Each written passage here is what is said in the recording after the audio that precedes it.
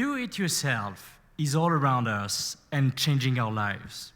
But how can companies and large corporations adapt and embrace this do-it-yourself movement? That's an interesting question. First, let's talk a little bit about the do-it-yourself movement. Do-it-yourself has always been and will always be. It's actually not the do-it-yourself that is dangerous for the corporation. What corporations need to take more attention, to pay more attention to, is the do-it-together. It's people sharing and collaborating to build new products, to solve problems, and to have fun. So, in this room, who has read the book from David Lang? David Lang, in this book, explained his adventures of becoming a maker. It all started when he was laid out, and he decided to do something completely new. He was reading the Make magazine, and contacted them and said, hey, I want to become a maker, and starting blogging about that. But again, he didn't know where to start. So he started meeting and interviewing a few makers around, and people who were making things tangible for other people. By interviewing them, he realized that the most important thing was not the products that they were creating, but it was the passion and the experience that these adventures were creating for them. So David, one day at the library, heard about a story about a treasure that was in an underwater cave. He decided to go after it. And he met with a few other people and discovered that many have tried to retrieve that treasure, but never succeeded.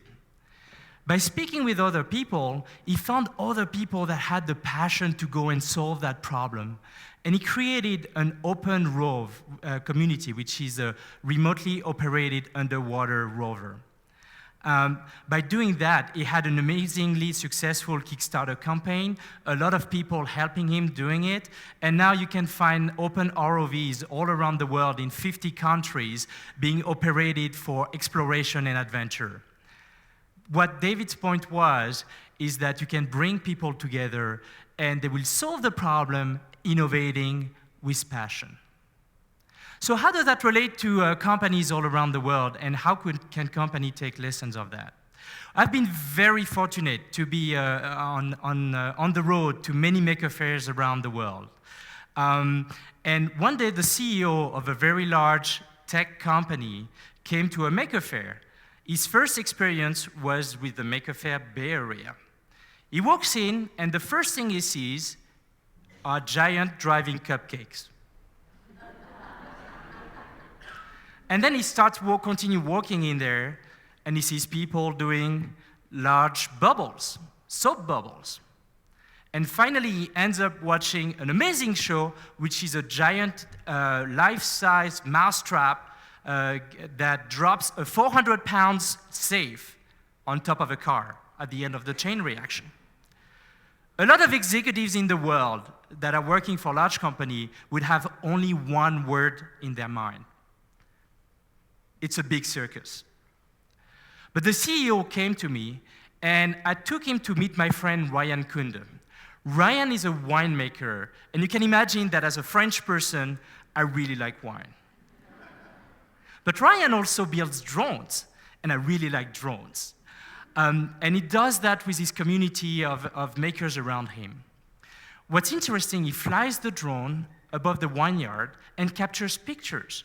From those pictures, he's able to extract some information about the grapes, where to water more, where to water less, maybe find out if some part of the vineyard is sick and what they need to do about that. The CEO found that very interesting. He spoke to him for about 20 minutes.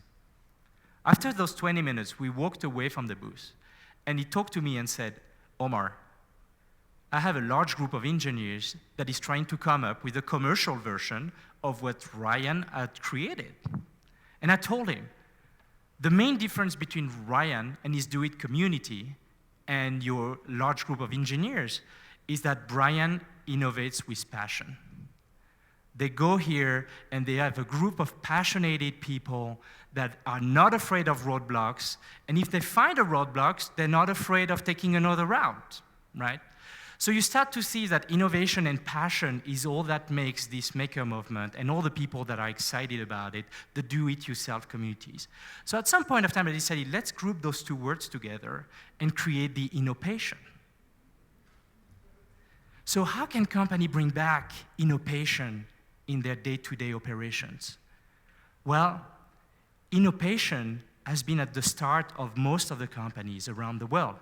They all started by passionate innovators that wanted to create a product or solve a problem.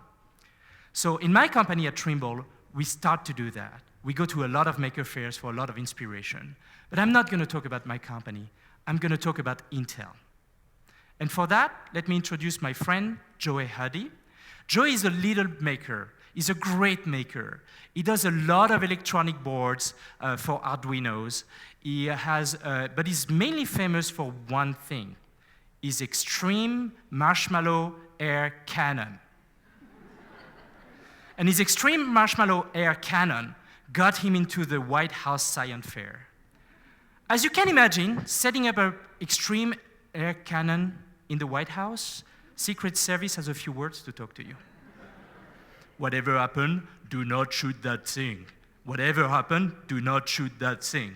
They made it very clear for Joy, right? So Joy was, 13 or 14 at the time, kind of scared about that, but that was okay.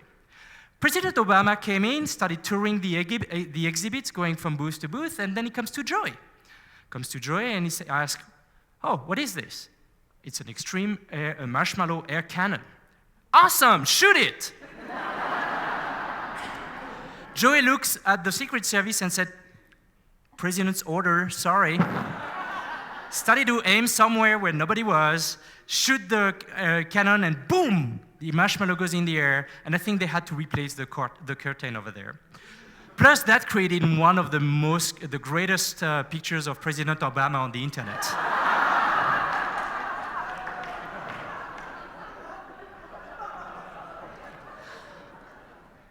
Joey has evolved a lot. He's now 17. He's done a lot of electronics in there. And he actually have been hired by the CEO of Intel to work on the wearable device strategy for Intel.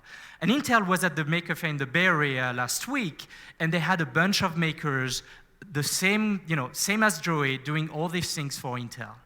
And here is Joey with the CEO of Intel on stage at the last CES. So what I invite all the companies around the world to do is to forget innovation and move to innovation.